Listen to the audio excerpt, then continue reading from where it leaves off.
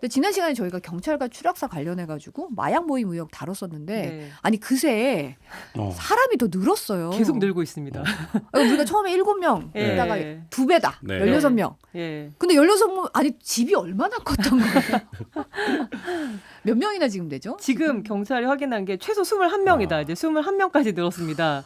이들이 집단으로 좀 마약을 투약한 정황이 있어서 이 중 19명은 마약류 관리법 위반 혐의로 입건이 됐고요. 네. 어제 이제 실질 심사가 있었는데 이제 3명에 대한 영장 실질 심사에서 2명은 구속이 됐습니다. 증거 인멸 우려와 도주 우려가 있다. 이 중에 한 명이 그 아파트를 제공한 사람이고요. 그러니까 네네. 이 모임 자체를 주최하고 장소를 제공한 거죠. 네. 그리고 지난주에 이제 이태원 클럽, 이들이 좀 들렀다고 알려진 이태원 클럽도 압수수색을 했는데 아직까지는 이 경찰관이 뭐 투약을 했냐 이 부분에 대한 정밀 감정 결과 나오지 않았다고 해요. 이제 일부 신종 마약이 검출됐다 이런 보도도 있었는데 아직은 정밀 감정 결과가 나오지 않았으니 좀 지켜봐야 된다. 이게 경찰의 공식 입장이고요.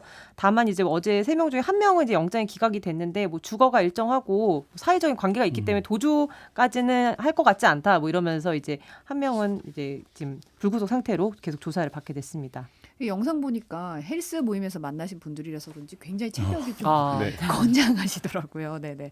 그래서 근데 좀 어떻게 이런 이게 도심 한복판이라면 네. 한복판인데. 그렇죠. 그러니까 이런 곳들이 여기만 있지 않을 거잖아요. 그러니까 이제 마약 투약에 이제 말하자면 그 상황상 이런 이제 은밀한 공간들이 많이 있을 텐데 사실 이제 이런 부분들에 대한 관리를 어떻게 해나갈 것이냐 뭐 이런 것들이 경찰의 이제 숙제로 좀 남는 것 같습니다. 좀 새로운 유형 같다는 네. 생각이 좀 들긴 해요.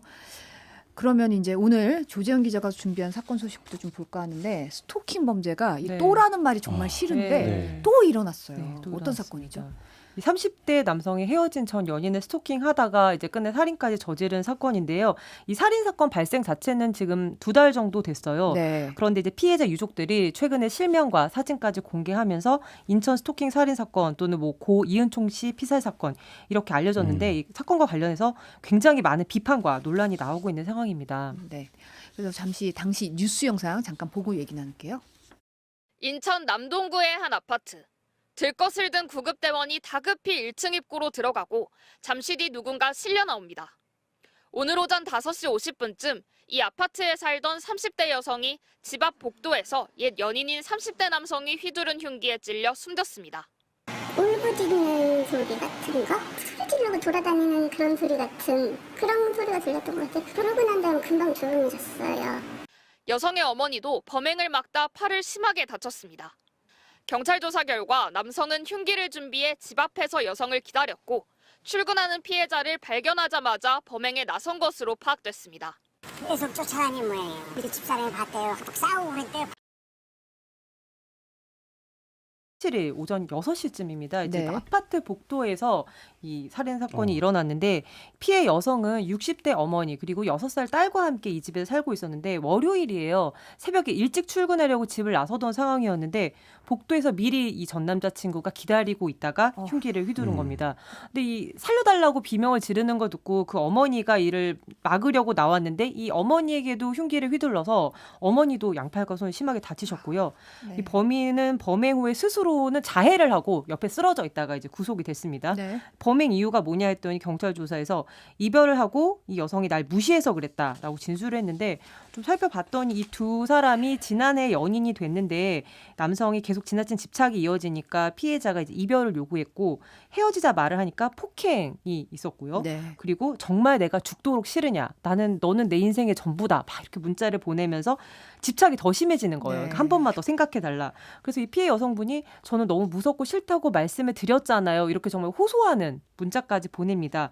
그리고 이 두 사람이 원래는 동호회에서 알게 된 사이인데 직장도 이제 나중에 같이 다니게 되면서 네. 이제 몰래 비밀 연애를 하던 상황이었는데 이렇게 스토킹을 하니까 직장 사람들도 알게 되는 거예요. 왜냐 이 가해자가 본인 SNS에 마음대로 과거에 같이 사귈 때 찍었던 사진을 스토킹 과정에서 막 올립니다. 네. 네. 그러니까 이제 피해 여성분은 이 사진만 내리고 좀 부서를 옮기고 하면은 고소를 취하를 하겠다. 스토킹에 관련된 고소를. 왜냐면 좀 그렇게 해서 일을 조용히 마무리 지으려고 했는데 근데 이 고소를 취한 다음에도 이 남성이 계속 집 앞에서 기다리고 뭐 출근길엔 뒤따라오고 그러면서 이제 스토킹을 당하니까 피해 여성분은 밥도 잘 못 먹으면서 살이 10kg씩 빠졌다고 해요. 급기야는 이게 너무 심해지고 멈출 기미가 안 보이니까 6월쯤에 이제 법원에서 100m 이내 접근 금지랑 이제 휴대전화로 연락하지 말라 이런 잠정 조치 명령이 떨어집니다. 이 법원 명령 후에는 한 달간은 나타나지 않았어요. 6월에 예, 명령 6월에, 떨어지고 예. 한 달 정도는. 그렇죠. 네. 그러다가 7월 17일에 이제 살인 사건이 벌어진 거죠. 근데 어떻게 보면 지금 위협의 수위가 네. 상당히 심각한 수준이었는데 네. 그런데도 이제 살인을 막지 못했다. 왜냐하면 예. 법원에서 이렇게 판결까지 받은 그렇죠. 상황이었는데 예. 막지 못했다는 게 너무 안타깝기도 하고 또 스마트워치도 지급을 받았었는데 네. 이제 사건 발생 당시에는 이제 반납한 지 한 4일 만에 이 사건이 벌어졌다고 해가지고 너무 안타깝더라고요. 네, 네. 이 피해자 유족분들이 이제 오늘 오전에도 한 라디오 방송에 출연을 해서 이제 상황을 좀 설명하셨는데 당연히 이렇게 위협이 계속되니까 스마트워치를 받았습니다. 경찰에서. 그래서 이거를 매번 차고 계셨는데 6월부터 7월간 한 달간 나타나지 않으면서는 이 버튼을 누를 일이 없었던 거예요. 그래서 한 달간 이제 나타나지 않으니까 좀 안전해졌나 보다, 괜찮은가 보다, 안 올려나 보다라고 생각을 하고 7월 13일에 이제 경찰에 이거를 반납을 하셨다고 해요. 네. 근데 13일날 반납하고 17일 날 이 사건이 벌어진 거예요. 근데 알고 봤더니 사건 일어나기 한 4, 5일 전부터 그러니까 반납하실 때 그 시점에도 계속 이 가해자가 이 집 근처 와서 맴돌고 있으면서 이제 아무래도 범행 동선 같은 걸 체크를 했겠죠. 근데 이 그 상황을 상황에서 몰랐군요. 피해자분은 몰랐던 거죠. 알았다면 사실 네, 반납하지 그렇죠, 않았겠죠. 그렇죠. 그런데 이거를 사망 후에야 이 사실을 알게 됐다고 해서 참 더 안타까운 사건입니다. 네. 근데 사실 스마트워치가 일단 네. 얼마나 쓸 수 있어요? 보통 이제 지급을 받으면? 네, 원래는 지급된 날로부터 이제 법무부 규정에 따르면 6개월 사용할 수가 있어요. 그리고 6개월 지났는데 아직도 좀 불안하다 하면 6개월 단위로 연장이 가능하거든요. 네. 근데 이게 사실 실무적으로 보면 현장에서 스마트워치가 무한정 있는 게 아니기 때문에 그렇죠. 약간 부족하다 하면은 뭐 이렇게 반납을 해야 되는 상황이 올 수도 있고 또 피해자 입장에서도 이제는 괜찮겠네라고 생각해서 판단해서 자진 반납할 수도 있고 이거를 막거나 하진 않기 때문에 오히려 뭐 실무 입장에서는 스마트워치가 이렇게 빨리 회수가 되면 좋을 수 있잖아요. 그러니까 이런 거 적극적으로 안내하지 않을 경우에는 좀 빨리 반납하게 될 수가 있고 이 스마트워치가 그러면은 아예 반납해도 되는 안전한 상황이란 게 과연 존재하는가? 이것과 함께 그러면 이 상황에서도 스마트워치가 있었다면 막을 수 있나 하는 문제가 늘 있거든요. 네. 이 무용지물 지적이 많은데 왜냐하면 우리가 지난 여러 사건에서도 봤지만 피해자가 버튼을 누르면은 이제 112 상황실 같은데 위치 정보가 가잖아요. 그런데 내가 찔리고 있는 상황에서 이거 누르면은 뭐 아무리 빨리 뭐 5분 10분 안에 온다고 해도 이 상황 자체를 막을 수 있냐라는 지적이 계속 있어왔고 또 정확한 위치를 못 찾는 경우도 있었습니다. 실제로 스마트워치가 있었는데도 사건을 못 막은 경우가 있었는데 관련해서 뉴스 영상을 잠깐 보시겠습니다. 네. 익산 남중동의 4층 다가구 주택 CCTV. 한 남성이 중앙현관 앞에 서서 익숙한 듯 비밀번호를 누르고 들어갑니다. 잠시 1층에서 서성이던 60대 남성은 손가방을 들고 4층으로 올라갑니다. 전 부인인 40대 여성의 집을 찾아가 몸에 인화물질을 뿌리고 불을 붙이기 직전의 모습입니다. 나가서 봤더니 환자 한 명은 옥상에서 떨어져 있고 한 명은 경찰관분이 서기로 불 끄고 40대 여성은 전신에 화상을 입고 병원으로 이송돼 치료를 받고 있지만 중태입니다. 남성은 주택 근처에서 숨진 채 발견됐습니다. 옥상에서 떨어진 것으로 추정되는 남성은 이곳에서 심정지 상태로 발견됐습니다. 이 남성은 가정폭력으로 고소장이 접수돼 경찰 조사를 받은 것으로 확인됐습니다. 전 부인을 찾아가 물건을 부수고 주먹을 휘두른 혐의입니다. 가정폭력이 있었는데 사건이 거의 마무리 다 돼가지고 이제 송치 직전이었어요. 여성이 스마트워치를 눌러 신고를 한 지 5분 만에 경찰이 현장에 도착했지만 범행을 막지 못했습니다. 아니 김한 기자도 스마트워치 차신 적 있다면서요? 네, 제가 예전에 M번방 취재했을 때 좀 이렇게 그 방에 있었던 사람들이 이제 협박 아닌 협박을 해서 그 네. 부분에 대한 신고를 하니까 이제 경찰이 이제 어쨌든 공적인 일을 하고 있으니까 스마트워치를 좀 차면 어떻겠냐라고 해서 스마트워치를 한 2달 정도 차고 이제 취재를 했던 적이 있었는데 네네. 그게 이제 한 번 실수로 아이가 그걸 누른 적이 있어요. 근데 이제 버튼을? 그러니까 경찰이 이제 오는데 오고 나서 내가 이걸로 범죄 예방이 되겠나라는 생각이 든 게 당사자랑 계속 통화를 원해요. 그러니까 근데 제가 이제 다른 곳에 있었는데 그러니까 저는 몰랐죠 이제 그 상황을. 그래서 통화를 하고 했는데 저 이제 또 저를 보고 가겠다는 거예요. 그러니까 이제 지금 상황은 종료가 됐고 이렇게 됐는데 그러니까 매뉴얼대로만 움직이는 거죠. 그러니까 딱 그 규정대로만. 그러니까 사실 범죄라는 게 만약에 제가 이제 안 당했으니까 다행이지만 만약 범죄를 당하면 굉장히 급박한 상황이 이루어지고 뭐 이래서 이제 현장에서 좀 능동적으로 판단을 해줘야 되는데 절차대로 뭐 당사자와의 확인, 당사자 뭐 이렇게 하니까 이 부분이 너무 좀 이렇게 현실과 맞지 않는 부분이 있다라는 생각을 이제 그때도 했었습니다. 그리고 현실적으로 그 관할서에 스마트폰의 이렇게 수량이 정해져 있어요. 그러니까 스마트워치 수량이. 워치 수량이. 그러니까 이게 뭐 구형 모델이 있고 신형 모델이 있고 신형 모델은 이제 더 훨씬 GPS가 정교한데 근데 이제 이게 정해져 있다 보니까 말하자면 관내에 엄청 어려운 그걸 찾아야 되는 사람은 많은데 경찰 입장에서는 우리 서해에 있는 스마트워치는 한정적인 거죠. 그러니까 이게 사실 좀 현실과 그 부분도 좀 맞지 않는 부분이 있습니다. 어쨌든 필요한 이제 공급과 수요가 안 맞을 경우에 네. 그럴 또 수 이제 있죠. 어쨌든 그렇죠. 관내 형사들이랑 연계가 네. 돼 있어야 되니까 여기엔 사람이 많고 여기는 적은데 여기는 수량이 있더라도 이거를 지원을 하기가 쉽지 않은 그러니까 상황이 이 사건에서도 있을 수 있겠네요. 약간 그런 부분들이 있을 수 있을 것 같은데 이제 경찰 입장에서는 한 달 동안 스마트워치 관련돼서 어떤 신고라든지 이런 게 없으니까 예를 들면 이제 또 이 스마트워치는 수량이 제한적이니까 뭐 여기서 이렇게 행정적인 판단을 할 수밖에 없었던 상황이 있지 않았을까라는 생각도 듭니다. 그러네요. 그러니까 지난 사실 6월에 스토킹 네. 범죄 관련해서 개정안이 국회를 통과했잖아요. 예, 근데도 막지를 못한 상황이니까. 예, 이렇게 스마트워치 이런 얘기가 많으니까 그때 이제 대안 중에 하나로 제시됐던 게 그럼 가해자에게 스토킹 가해자에게 전자장치를 부착을 하자. 이 사람이 움직이는 걸 보자 하는 내용의 개정안에도 포함이 됐습니다.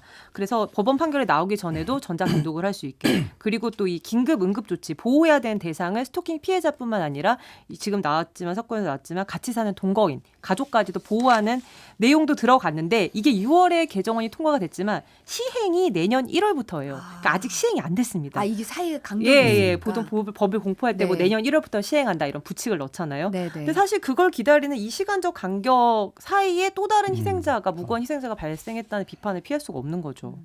또 얼마 전 경북 구미에서도 스토킹 사건이 있었어요. 네, 이거 실제로 만약에 우리 주변에서 이런 일이 일어났다고 하면 굉장히 좀 소름 끼치는 사건인데 빌라에 혼자 거주하던 20대 여성이 있었습니다. 경북 구미에서 있었던 일인데 어떤 남성이 자기를 스토킹한다 이렇게 신고했는데 경찰이 굉장히 소극적으로 수사를 했다 이런 논란인데 네. 이 사람이 스토킹한 내용을 보면 아랫집에 살아요 이 피해자가. 근데 윗집에 사는 사람이 자기를 스토킹하고 있다고 생각하니까 사실 주거 안정성이 전혀 보장이 안 되는 상황인 그러네요. 거죠. 네네.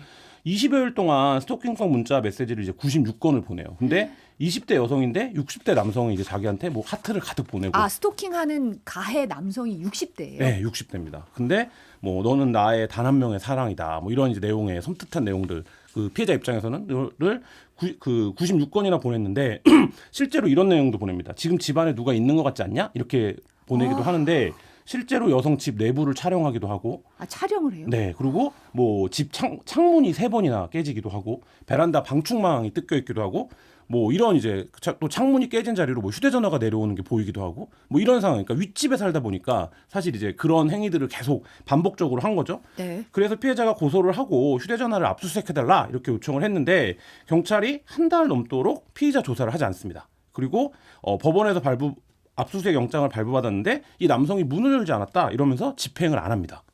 문을 안 열면 압수수색 집행이 안 되나요? 네. 그래서 좀 납득이 가지 않는 그러니까 굉장히 좀 소극적으로 이제 임했는데 이 언론에 보도가 된 이후에 경찰도 뭐 수사 과정에서 대처가 좀 미흡한 부분이 있었다라는 점을 인정을 했고 네. 구속영장 신청도 검토 중이다라고 얘기를 하고 있는데 이 스토킹 범죄 같은 경우에는 피해자가 순간순간에도 소스라치게 그럼요. 이제 놀랄 수 있는데 그렇게라고 하면 굉장히 신속한 수사 그리고 이제 신속한 차단 뭐 이런 것들이 필요할 텐데 현장에서는 아직 무슨 행위가 구체적으로 일어난 거는 아닌 것 같다라고 판단하는 경우가 굉장히 많아요. 왜냐하면 무슨 행위가 있었어야 그거에 대한 뭐 구금이라든지 처벌을 할 수 있는데 현장에 가보면 나를 계속 쫓아다니는 것 같은 느낌이 들고 뭐 이런 일이 했는데 그럼 뭐 유리창을 깬 게 그 사람이 확실하냐 뭐 이렇게 이제 말하자면 접근하는 경우들이 많거든요. 그렇다 보니까 피해자가 느끼는 범죄의 강도에 비해서 실제 수사 인력이나 수사에서는 뭐 이게 뭐 이렇게 굉장히 소극적으로 보이는 그래서 실제로 막 집 담벼락을 넘는다든지 뭘 부순다든지 뭐 이런 정도가 아니면 사실 이제 경찰관도 지금은 그나마 법이라도 생겨서 이거를 이제 처벌할 규정이라도 있는데 예전에는 막 소란을 피워도 나와서 경범죄 범칙금을 발부하는 정도에 그쳤었거든요. 근데 여전히 현장에서 좀 그런 관행이 남아 있는 게 아닌가 이런 생각도 듭니다. 결국은 인식이 좀 바뀌어져야 될 것 네네. 같기도 하고 어떻게 보면 지금 이 경북 구미 사건도 언론에 보도가 그쵸. 돼서 네. 관심이 모이고 뭐 60대 남성이 20대 여성에게 막 이런 문자를 보낸 거 자체가 너무 끔찍한 거, 뭐 네. 너무 피해자 입장에서 섬찟하고 네. 이런 얘기가 나오니까 사실 움직이는 거지.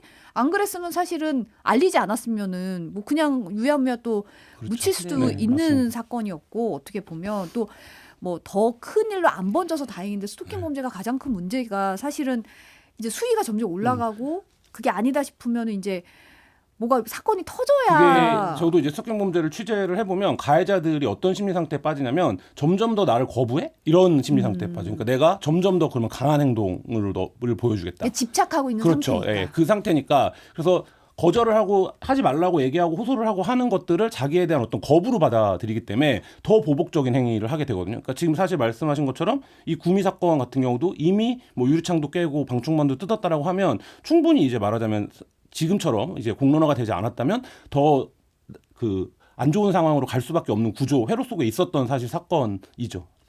그러니까 이 스토킹 가해자들의 약간 심리적인 특성을 보면 이 사람들이 자존감이 굉장히 낮대요. 낮은데 어떤 비뚤어진 소유욕, 지배욕 이런 건 있는 거죠. 그러니까 아까 말씀하신 것처럼 거부를 당하면은 나를 무시해? 나라는 인간이 부정당하면 안 되니까 내가 어떤 사람인지 보여주겠어 하면서 더 이제 강한 행동을 하는데 이게 그 현장의 매뉴얼이 계속 물리적인 폭력이 있냐 없냐. 뭐 이게 정말 때렸어? 이 사람이 와서 때렸어? 뭐 부쉈어? 근데 부숴도 사실은 이 여기서도 창문이 깨졌지만 그냥 재물 손괴 사건으로 하면 사실 그렇게 심각하게 대응을 하지 않거든요. 네. 근데 말씀하신 것처럼 이 문자를 딱 받았을 순간의 그 정신적인 피해 이런 거 엄청나고 이렇게 되면 어떻게 되면 사실 신고를 점점 더 꺼리게 됩니다. 아래 윗집에 사는 사람을 이제 내가 신고할 때는 굉장히 많은 그거를 위험을 감수하고 한 거잖아요. 근데 경찰이 이렇게밖에 대응 안 한다?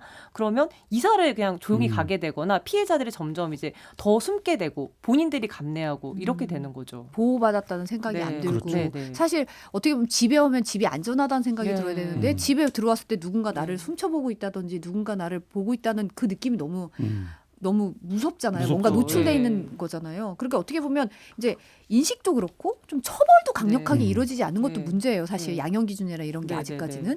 그러니까 어떻게 보면 수사 관행도 그렇지만 그렇죠. 법적인 그렇죠. 판단도 예. 그런 네, 네. 관행이 아직 멈춰 있는 게 아닌가 이런 생각이 좀 들긴 하거든요.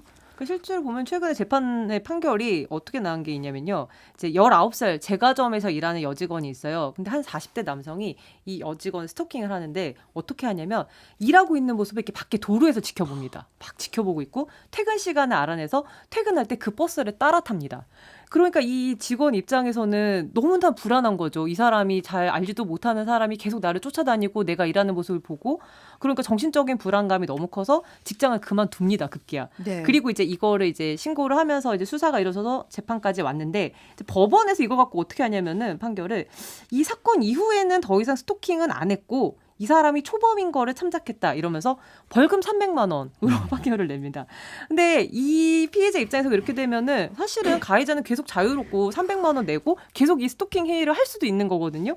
그러면 나의 신상과 나의 동선을 다 알고 있는데 이걸 300만 원으로 그냥 끝내는 이런 재판 판결이 나오면은 이게 과연 우리가 생각하는 어떤 그런 사회적인 어떤 처벌 강화 이런 게 전혀 맞지 않는 거죠. 법은 시행이 되고 있는데 아직 말씀하신 것처럼 수사 관행이나 재판의 관행이 좀 예전에 머물러 있는 거죠. 과거에. 어떻게 보면 우리가 경찰에 신고할 거야. 이거 네. 되게 큰 거잖아요. 그럼요. 큰 예, 마을 예, 먹고 그렇죠. 가는 거고 네, 네. 이게 법적인 판단을 받는 게 일반인 입장에서 쉬운 게 쉬운 게 아니거든요. 아닙니다. 근데 네. 내가 고소했어, 신고했어 이랬는데 결과가 이렇게 되면 굉장히 더 무력감을 느낄 수밖에 네. 없고 어떻게 보면 가해자 입장에서는 이 정도 했는데 이렇게 음. 나오네라고 생각할 수도 사실 네, 있는 네, 여지가 네. 있는 것 그렇죠. 같아서 네. 좀 그런 면에서는 좀 그러니까 이게 그 부분이 사실 현실적으로 이제 양형이 어떻게 반영을 해야 될까 고민스러운 부분이긴 한데 이제 스토킹 관련법 입법 공청이나 그럴 때도 많이 나왔던 얘기인데 피해자가 느끼는 범죄의 공포에 비해서 이 말하자면 가해자가 하는 행위를 사회적으로 우율하기가 굉장히 이제 말하자면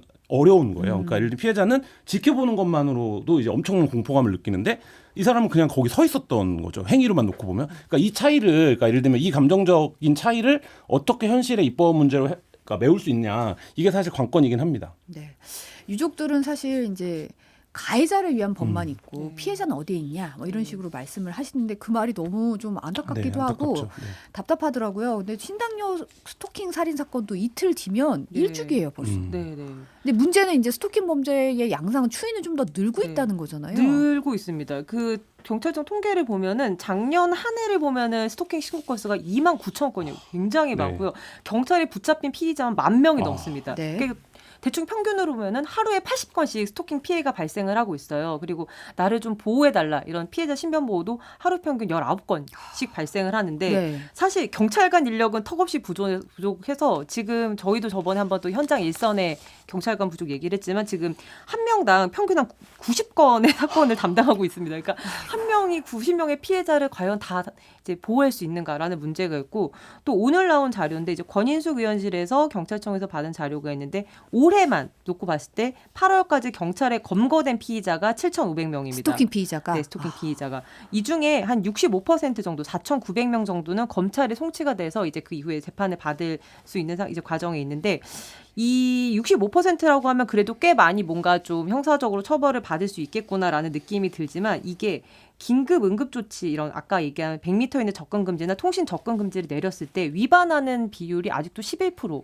10명 중에 1명은 이런 걸 받아도 위반하고 또 하는 거예요. 또 접근을 개의치 한다든지 않고 또 연락한다든지. 접근한다든지. 왜냐하면은 실형이 정말 선고되느냐. 우리가 스토킹 처벌법을 입법을 할 때는 당연히 아까 얘기하신 것처럼 가해자 행동이 굉장히 어마어마한 결과를 불러올 수 있다. 그러니 처벌을 강화하자라고 했는데 최근에 판례를 분석을 해봤더니 실형을 받는 경우는 여전히 11%밖에 안 됩니다. 그러니까 벌금형이 한 30%, 집행유예가 한 30%. 그러니까 가해자 입장에서는 이런 스토킹 처벌법 이후로도 막 스토킹 행위를 했을 때 벌금으로 때우거나 그냥 집행유예로 그 자기는 밖에서 여전히 자유로운 그런 상태예요. 벌금도 300만 원 이하가 대부분입니다. 그러니까 이런 부분에 있어서 조금 더 우리가 인식을 달리해야 될 필요가 있지 않나 이런 생각이 들고요. 네.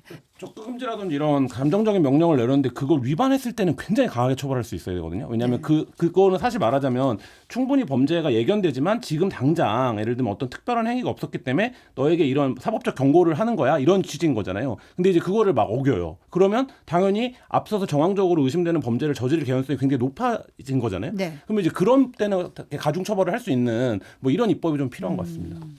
미라클님이 안전을 보호받을 마지막 보루의 희망을 잃게 되는 일이 더는 없어야 함을 법 관련하신 분들이 적극 살펴주시면 좋겠습니다 하셨는데 이 말에 정말 공감되고 사실 저는 지금 희생자분이 피해자분이 사실은 딸도 6살 난 딸도 있고 예. 그 어머님은 또 예. 친정 어머님도 크게 팔도 다치셨다고 크게 하네요. 다치셨다고 하니까 어떤 상황인지 너무 걱정이 되는데 예. 좀 전해진 얘기가 있나요? 예, 그 사촌 언니분이 이제 오늘 라디오에서 인터뷰를 하면서 얘기를 하셨는데 사실 이 어머니 입장에서는 딸이 눈앞에서 살해가 당한 거거든요. 그리고 이 비명소리 듣고 나갈 때 그 6살 손녀가 이 장면을 어떻게든 안 보게 하려고 본인이 막 몸으로 막으신 건데 지금 너무 안타까운 상황은 아이도 내가 그 장면을 봤다. 엄마가 그 이렇게 안 좋은 일을 당한 걸 봤다라고 얘기를 네. 했다고요. 그래서 이 트라우마가 굉장히 심각할 것 같고 가족분들의 우려가 큰 상황입니다. 그리고 사실 심리치료는 한 곳에서 장기간 받아야 되는데 지금 그 피해를 당한 집에 못 계시거든요. 친척 집에 머물러 네. 계신데 이런 식으로 임시 거주지에 계시면 사실은 치료를 계속해서 받기가 쉽지가 않고요. 이 가족분들은 어떻게든 이 당사자, 그 가해자를 엄하게 처벌해 달라 그렇게 주장을 하시면서 신상 공개까지 본인들 그 피해를 당한 피해 여성분의 신상 공개까지 했는데 사실 가해자의 신상 정보는 공개되지 않았거든요. 네. 그리고 사건 초기에 범행 직전에 좀 어떻게 행적을 수사해달라 좀 메시지 같은 것도 찾아서 이 남자가 보복 살인했다는 단서 같은 걸 좀 찾아달라 했지만 이게 수사가 여의치 않으면서 지금은 그 처벌이 더 무거운 거 보복 살인 혐의인데 일반 살인죄만 적용이 됐습니다. 검찰에서. 네. 그렇다 보니까 피해자 유족분들 입장에서 또 하나 걱정이 되는 것이 이게 또 어느 정도 뭐 감형 요소 같은 게 뭐 적용이 되고 일반 살인죄 같은 경우에는 5년 이상 형량이거든요. 징역형이거든요. 그러면 이 사람이 뭐 예를 들어 뭐 한 20년 살다 나온다고 해도 그 딸의 입장에서는 그 딸은 20대인 상황에서 그 가해자가 세상으로 나오는 거예요. 그러니까 적어도 이 은총 씨 딸만이라도 좀 안전한 세상에서 살아야 될 거 아니냐. 그러면서 최소한 무기징역, 그러니까 엄벌을 내려서 사회화 격리시켜달라 이런 얘기로 이제 글도 쓰시고 하시는 상황입니다. 유족분들이 딸만이라도 좀 네. 안전한 네. 세상에 살아가야 된다는 얘기가 네. 좀 너무 안타깝습니다. 좀 안타깝네요. 네.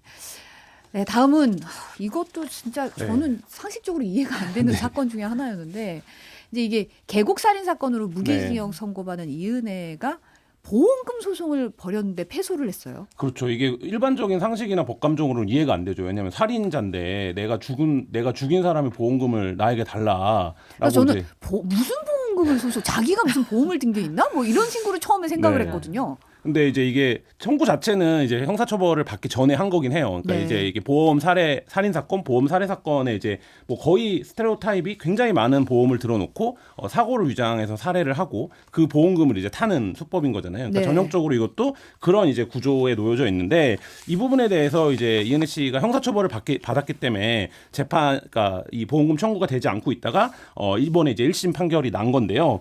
서울중앙지법 민사합의부에서 이제 판결을 한 건데 이 이은혜 씨가 그 본인이 들었던 보험회사를 상대로 보험금을 달라 이런 소송을 냈는데 네. 이 부분에서 이은혜 청구를 기각하고 소송 비용도 모두 이은혜가 부담하라 이렇게 이제 판결을 했습니다. 이 소송은 이제 공범 조윤수와 함께 남편을 살해한 다음에인 2020년 11월에 이제 제기한 소송이고 이때는 이은혜 씨가 아직 처벌을 받기 전인 시점이었는데 그 재수사가 시작되고 검찰에 송치되기 전에 보험사를 상대로 이렇게 집단적으로 소송을 냈었습니다. 아니 그러니까 살인을 해놓고 그 송치되기 전에 네. 요 타이밍에 청구 소송을 한 거네요. 그렇죠. 그 청구를 이제 혐의 확정 전에 보험 소송을 이제 한 거예요. 그러니까 이제 그때는 살인 혐의가 확정된 게 아니기 때문에 소송을 할 수 있는 자격이 사실 있었던 거죠. 그러니까 네. 계약상의 관계에서. 네. 그러니까 이게 그래서 굉장히 이 사건이 엽기적인 사건인데 이게 처음에는 경찰서에서 이제 내사 종결을 시켰잖아요. 그러니까 일단 사고사로 보인다라고 네. 생각해서 내사 종결을 시켰고 이은혜가 그래서 그 내사 종결이 된 이후에 보험금 청구를 했습니다. 보험금을 청구하면 6개월 이내에 지급해 줘야 되는 게 원칙인데 보험사에서 이게 좀 이상하다. 그래서 보험 사기를 의심해서 일단 보험금 지급을 거부했어요. 그러고 나서 이은혜 씨가 이제 소송을 제기한 건데 이 1심과 2심 그도 이제 모두 무기징역을 최종적으로 선고받지 않았습니까? 네. 그러니까 이 보험금 회사에서도 이게 형사사건이 진행 중이니까 지급하지 않고 기다렸던 거예요. 그러면 일반적인 상식으로는 이은혜 씨가 이 소송을 처리하는 게 맞죠. 그쵸, 취하를 하는 게 맞죠. 맞죠. 네. 근데 이걸 하지 않은 거예요. 그렇다 보니까 민사 재판에서 최종적으로 이은혜 씨한테 돈을 주지 않아도 된다 이런 판결이 난 겁니다. 그래서 이게 항소심이 선고되고 나서 이은혜 씨에 대한 무기징역이 선고되고 나서 2년 만에 이 결정이 내려진 겁니다. 임동철님도 그렇고 심은정님도 그렇고 무섭다라는 말씀하셨고 궁수렁님이 아유. 돈이 뭐길래 하셨어요. 그러니까 빈센트님도 사람 생명보다 돈이 중요한가? 사람은 그렇지 않은 거 아닌가라고 말씀하셨는데 어떤 사건이었는지 좀 다시 한번 짚어볼까요? 2019년 6월 30일 날 이은혜 씨가 이제 내연남으로 알려져 있죠. 조현수 씨와 함께 남편을 물에 빠져서 살해한 혐의입니다. 애초에는 이제 그냥 물놀이를 하다가 사고가 난 걸로 보였는데 수사 과정에서 보니까 뭐 피를 섞어서 음식을 먹이는 등 뭐 살해 시도를 계속하다가 미수에 그친 적도 있었고 한 번 한 게 아니라는 그렇죠. 거죠. 네, 그래서 어쨌든 살해를 했다 이런 거 이제 최종적으로 판단이 된 건데 이게 앞서 말씀드렸듯이 경찰 단계에서 한번 내사 종결이 됐는데 이 누나가 이게 뭔가 좀 이상하다. 그러니까 보험금을 너무 많이 청구해놨고. 그 다음에 이제 다른 이제 그 생활 정황에 있어서도 뭔가 이은혜의 행동이 석연치가 않다라는 점을 이제 지인인 어떤 수사관에게 제보를 한 거예요. 네. 그래서 이제 이거를 관심을 갖고 들여다 보니까 이 보험사 관계자들을 불러서 조사를 해보니 보험사도 이게 뭔가 이상해서 지금 보험금 지급을 안 하고 있는 상황이다라고 해서 이제 이 부분을 범죄첩보로 발굴을 해서 재수사 끝에 결론이 난 사건입니다. 근데 사실 이 사건이 좀 널리 알려진 게 네. 이은혜 본인이 언론사에 제보를 했어요. 그렇죠. 사실 이 부분도 상당히 좀 네. 인류애가 좀 네. 바사삭 무너지는 약간 이런 느낌이 좀 드는 대목인데 MBC에도 제보가 들어왔거든요. 네, 네, 네. 당시 어떤 제보였는지 잠깐 영상 보겠습니다.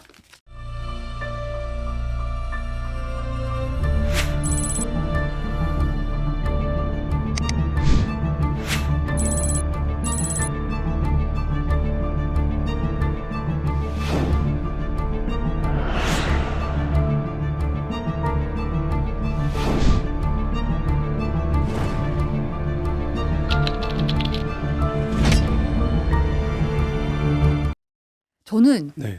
제보 제목이 보험사의 만행이에요.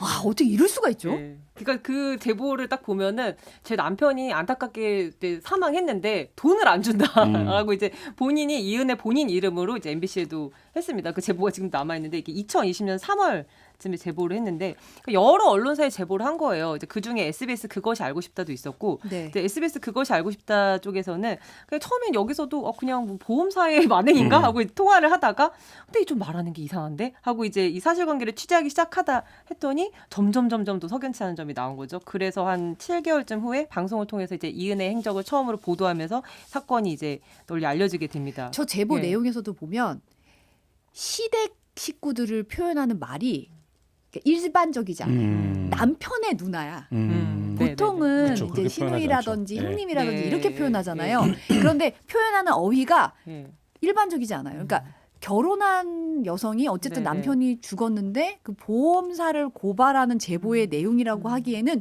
굉장히 무미건조하고 네네. 그 식구들을 표현하는 방식이 굉장히 일반적이지 않더라고요. 그러니까 이 장례식장에서도 사실은 울지 않고 게임하고 있고 웃고 있고 이런 점을 보고 그 남편의 누나분께서 너무 이상하다라고 생각을 하고서 제보하시게 된 그런 것도 있거든요. 네. 그러니까 이제 이 그것이 알고 싶다 방송이 나간 다음에 일산 서부서에서 이제 그 살인과 보험 사기 미수 공범으로 이제 사건을 불구속 송치를 합니다. 이제 그렇게 한 다음에 인천지검에서 이 사건을 또 재수사를 하면서 아까 말씀하신 보거독 사건 그리고 낚시터에서도 물에 한번 빠뜨렸다는 그런 혐의가 있어요. 낚시터 살인 미수 사건 이런 게 추가로 확인되면서 이들의 혐의가 더 명백하게 드러나게 됐고요. 근데 기억하시겠지만 이은혜랑 조연수가 당시에 검찰 조사를 받고 다음날 잠적해버리죠. 네, 도망갑니다. 네. 도망가서 이제 공개 수배가 됩니다. 그때 저희도 막 다 보도를 했었는데 그래서 이제 공개 수배가 되고 결국에는 나중에 이제 와서 자수를 하는데요. 이 제가 이은혜 사건 당시에 가스라이팅이라는 개념이 굉장히 이제 또 이렇게 이슈가 되면서 실제로 재판을 한 너댓 번 정도 직접 들어갔어요. 그래서 이 정도 거리에서 정말 지금 앵커님 보는 요 정도 거리에서 이은혜를 여러 번 봤습니다. 봤는데 그때 이제 재판에서 좀 인상적이었던 게 이런 얘기가 있었어요. 보험금은 사실은 우리가 요즘 100세 시대니까 한 80세 정도 만기로 하잖아요. 네. 근데 일단은 이 계약 자체를 이은혜 본인이 합니다. 남편이 죽으면 돈을 받는 계약인데 다 본인이 사인하고 본인이 작성해요. 그러면서 만기를 55세로 땡겨놓습니다. 만기를 예. 만기를 땡겨놓고 대신에 받는 보험금 늘려놔요. 그러니까 보험회사에서도 저희가 이렇게 잘 하지 않는데 보통은 이걸 이제 조금씩 넣어서 나중에 받는 방식으로 하는데 돈을 많이 넣을 테니까 많이 주시고요. 대신에 받는 시기는 땡길게요. 이런 식으로 한 거예요. 그래서 굉장히 이은혜가 쇼핑하듯이 보험을 좀 했다. 그리고 또 하나 이제 검찰이 굉장히 유심히 봤던 게 이 보험 계약이 잘 유지가 안 됩니다. 보험금을 잘 못 내요. 네. 그래서 보험료를 그래서 실효가 됩니다. 그렇잖아요. 이제 미납이 되면은 네, 계약 실효가 되는데 그 실효 직전에 막 다시 돈을 내 가지고 부활시키는데 이게 6번이나 됩니다. 그러니까 막 이 계약을 어떻게든 자기네들의 상황은 별로 좋지 않은데도 불구하고 이 계약 자체는 유지를 하는 거. 이 8억짜리 계약을. 근데 이은혜 잔고가 부족할 때는 조연수 이름 계좌에서 돈이 들어갑니다. 그러니까 남편이 사망하면 받는 보험금을 내연남이 같이 내는 거예요. 그러니까 이런 정황들이 굉장히 의심스럽다라고 판단을 했는데 재판에서의 이은혜 조연수는 정말 처음부터 끝까지 시종일관 억울하다. 이제 이은혜도 내가 남편을 사랑하지 않았을 수는 있으나 보험금을 받기 위해서 나도 사람을 죽이진 않았다 이렇게 하고 조연수 같은 경우에도 이제 한결같이 이렇게 똑같이 주장을 했었죠.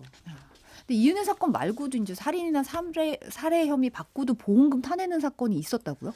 그러니까 이게 여론적 단죄를 하는 건 좀 위험하긴 합니다. 왜냐하면 이게 범죄에 대한 판단은 최종적으로 재판부가 하는 그렇죠. 거잖아요. 네. 근데 저희가 이제 정황적으로 봤을 때 어떻게 저럴 수가 있어 이런 사건이 보험금 관련된 사건에서 유독 많아요. 그러니까 이 사건도 그런 사건이었는데 이게 기자 되고 나면 약간 네. 살인 사건이나 이런 거 보면 약간 보험금은 막 이렇게 물어보잖아요. 그렇게 되죠. 그러니까 저도 약간 내가 왜 이렇게 됐지 내 네. 인성이 막 이렇게 네. 되는데 약간 확인하게 되잖아요. 맞습니다. 너무 연관된 게 많아요, 네. 사실은. 그러니까 이 사건도 한 100억 정도의 규모의 보험금을 둘러싼 사건이어서 네. 굉장히 좀 이슈가 됐었는데 만삭인 캄보디아인 아내가 이제 교통사고로 사망을 했습니다. 근데 처음에 이 남편이 살인 혐의로 기소가 됐어요. 근데 최종적으로 무죄 확정을 받았습니다. 네. 그래서 이제 보험금을 달라 이렇게 소송을 냈는데 승소를 한 건데요. 그러니까 이게 뭐 무죄를 확정을 받았으니까 사실 승소한 거 맞는데 이게 사실 재판 과정에서 내내 이게 살인으로 볼 수 있느냐 아니냐를 둘러싸고 굉장히 좀 치열한 법리 논쟁이 오고 갔었는데 네. 그 결과 이제 무죄 확정을 받았는데 이 남편이 2008년과 14년 사이에 아내를 피보험자로 해서 또 자신이 이제 보험금을 받는 거죠. 이거를 무려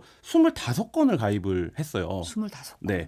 그러니까 이게 좀 상식적으로 납득이 좀 안 가는 상황이고. 그렇죠. 25건이나 받지는 않죠. 네, 보통 이 사고 내는 게. 자체도 본인이 이제 차량을 운전하다가 갓길에 주차된 화물차를 들이받았는데 네. 이 사고로 본인은 이제 뭐 이렇게 큰 부상을 당하진 않았는데 임신 7개월의 아내는 당시 24살이었는데 숨지는 사건이 사고거든요. 네. 그러니까 이 사고의 성격 그리고 그 사고 직전에 좀 여러 기간을 걸쳐 두고 보험을 집중적으로 가입했던 거 이것만 보면 사실 이거는 문제가 있네 이렇게 이제 당연히 생각이 되는데 법원에서는 살인 혐의가 인정되지 않으면서 지금 이제 보험금 청구 소송이 줄줄이 들어가고 있는 상황입니다. 어떻게 인정이 된 거예요, 그러면? 그러니까 이 부분에서 이 남편은 굉장히 치열하게 주장을 했어요. 그러니까 자기가 너무 피곤했다. 그래서 졸음운전을 했다. 그 전에도 21시간 이상 숙면하지 못했다. 그리고 내가 나이 차이가 많이 나기 때문에 우려가 돼서 보험을 들었다. 뭐 이렇게 주장을 했어요.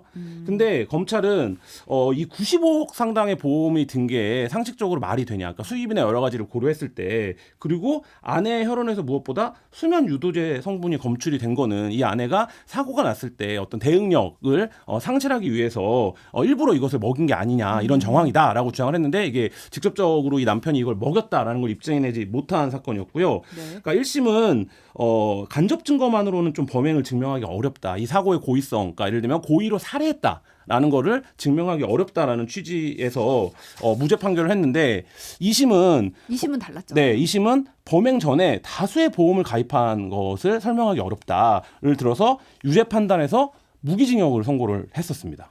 무죄와 무기징역 네, 사이에 있는 거죠. 사이에 있는데 이제 최종적으로는 어떻게 된 거죠? 최종적으로는 이제 그 무죄 판결을 받은 건데요. 그러니까 이 범행 동기가 이제 선명하지 못하다라는 측면이에요. 그러니까 이에서 살인과 사기 등의 혐의를 이제 무죄로 판단을 하고 교통사고 처리 특례법상의 치사 혐의만 유죄로 인정을 해서 근고 2년이 이제 확정이 된 건데 네. 이 부분에서 쟁점은 이 사고는 남편이 일으킨 거니까 남편이 어쨌든 사고를 낸 책임은 있지만 이 사고를 통해서 살인을 저지르려고 했다. 그리고 보험사를 보험사를 대상으로 한 사기를 했다. 이 네. 부분에 대해서는 이제 무죄 판결이 난 거기 때문에 이게 뭐 이렇게 인정도 했어요. 그러니까 사고 전에 지금 이제 이은혜 씨가 이제 보험금을 납입을 한 행태로 봤을 때 이 보험은 설계되는 거다라고 이제 법원이 판단을 했다면 반대로 여기는 집중적으로 보험을 가입한 게 아니라 결혼 후에 꾸준히 이걸 가입해왔다라는 정황을 이 보험을 이 남편의 주장대로 그러니까 말하자면 내가 걱정이 돼서 계속 보험을 늘려왔다라는 취지로 인정을 했는데